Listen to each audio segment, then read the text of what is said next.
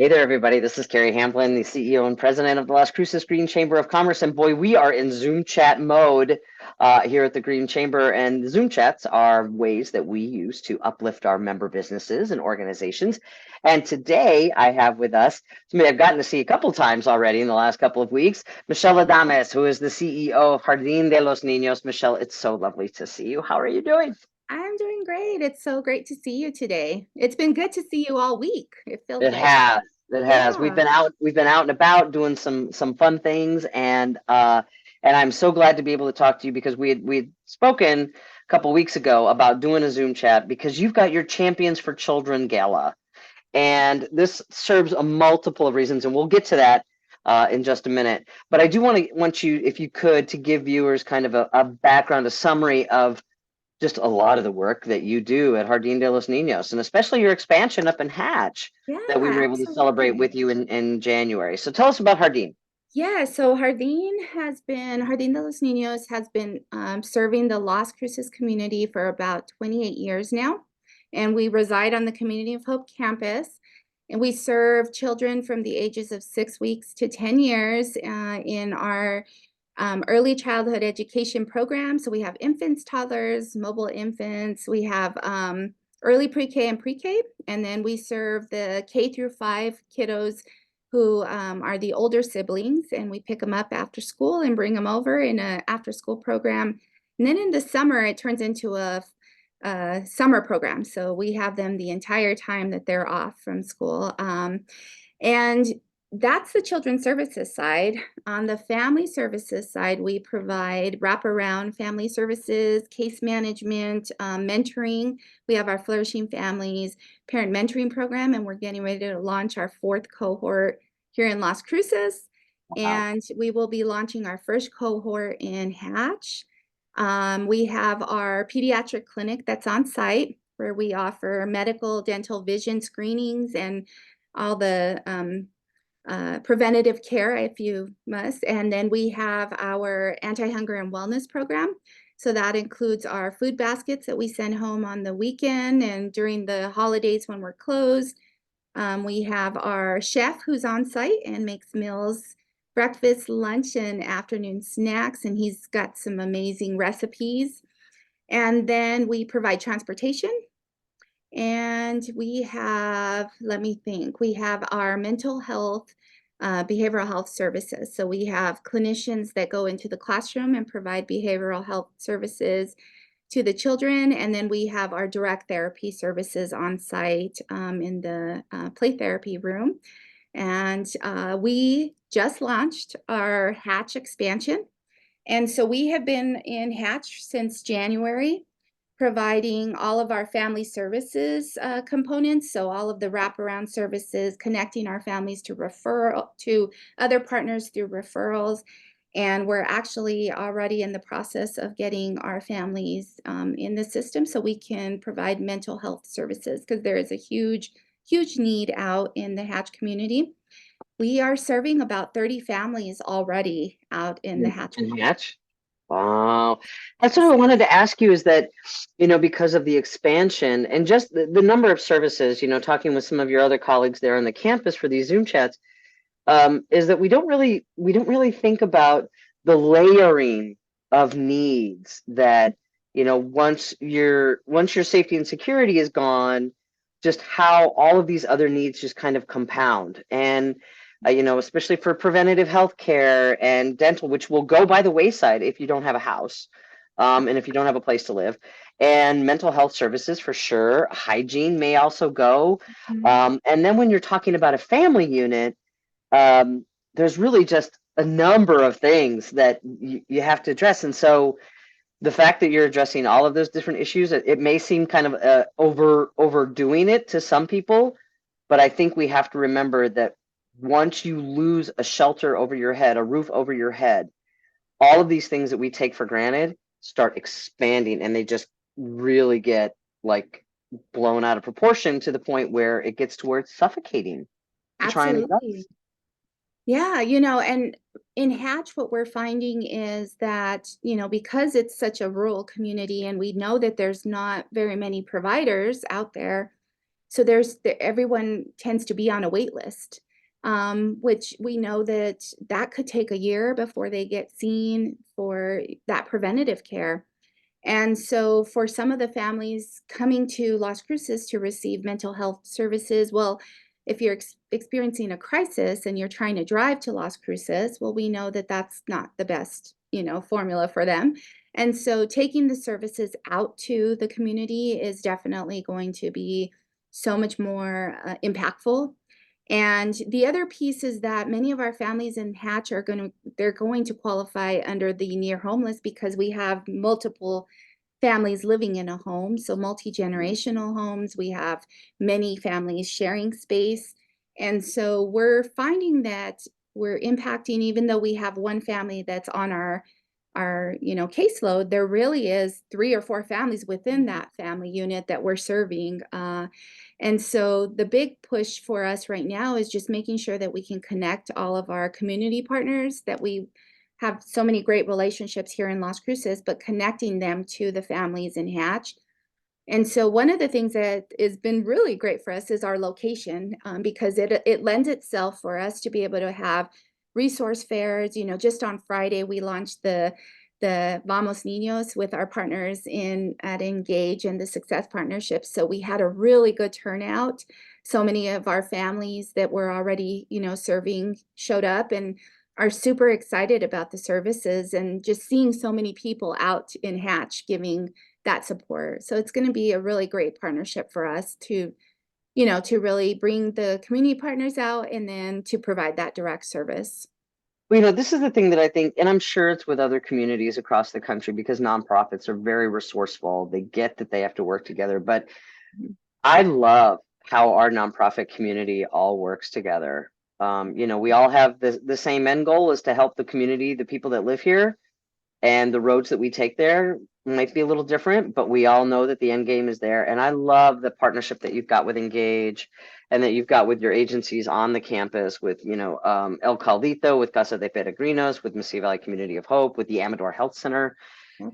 I mean, because otherwise it's challenging. It can be very challenging. If we were to do it alone, we wouldn't be able to have the impact. That's why it's so important to partner up and to support each other, because at the end of the day, we are all trying to reach the same families, and we all have different areas of expertise that we can bring to the table. And we do rely heavily on each other. I know FYI Plus has been a wonderful partner for us with our mental health services, and moving forward with the plan that we have that will be down the road. We'll have some really exciting news to share with everyone. But it's exciting to see that we're moving in a direction that's truly the need of the community, and the community is now saying to us, "What do you mean we're going to be able to have services on site at your Hatch center?" And so that's a really exciting thing to know, that we're actually meeting the needs of the community, and that we're not just coming in and just like, "Oh, okay, well, we think this is what you need," but knowing that that's the true need of the community. So, Well, and you had mentioned that, if you're having a mental health crisis, it's not really helpful to drive 40 minutes from Hatch down to Las Cruces. But also, we're talking about transportation. Most people who are experiencing homelessness, a vehicle is just right. not a priority when you're trying to get food and Exactly. trying to get an apartment. So there's that issue as well. Yeah.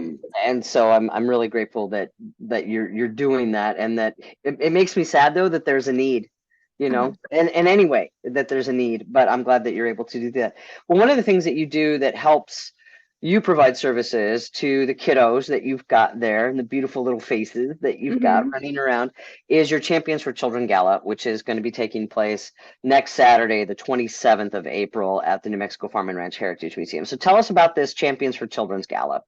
Yeah, so we took a different approach this year, and we will be having a brunch style event. It's a little more chill, I guess you could say, not the fancy dresses and all. It's, backyard garden gala. And this year we're also going to be featuring our La Tienda fashion show. So we tend to have that in the fall.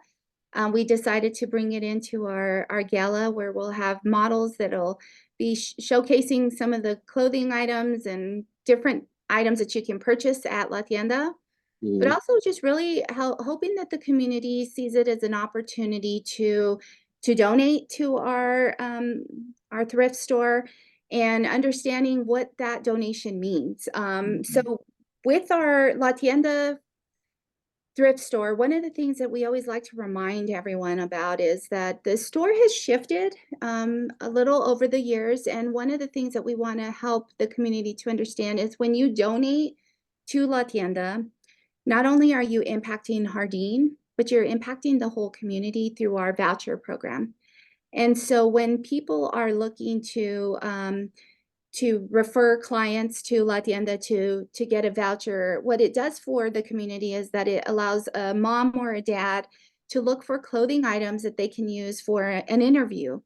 Mhm. Or maybe they are wanting to volunteer their time, but they need business casual, clothing items and attire, and they don't have that because they don't have anything that represents, getting prepared for an interview or volunteering somewhere where they can eventually get a job.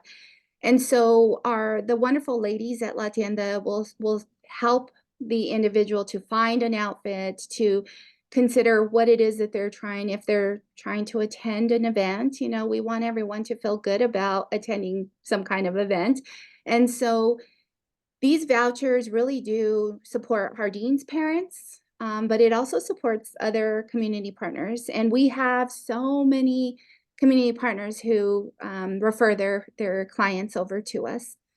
And Mhm. so the goal of La Tienda used to be that it was kind of our revenue generating arm of our organization. Thankfully, we are in a different place as an organization where the goal is to really help to uplift the families so that they can, feel good about getting ready for an interview, feel good about just having nice, clean clothes and household items. Whenever a family lands on this campus and we, welcome them into our organization, if they have nothing, well, then we start from all the donations that come into La Tienda.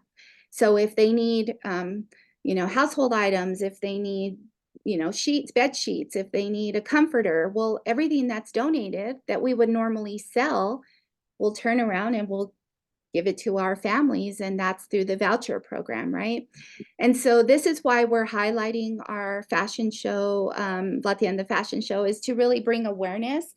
We're always looking for volunteers, and so we want to make sure that we can highlight that as well. And then the big piece of our champions for children is the champions, right? The nominees. And so this year, I always say I stay off the committee that selects the nominees because it's so hard to choose them. They're Yeah. all so accomplished. And so we will be highlighting those who have been nominated this year. And, we are also paying tribute to our mayor from Hatch who recently passed, who will Mhm. be honored for his role as a champion in the community. And so it's going to be a great event for us to be able to also highlight our expansion. Last year, we were just talking about expanding. Now we're actually at a point where we're delivering services and we're in the community. We're part of the community.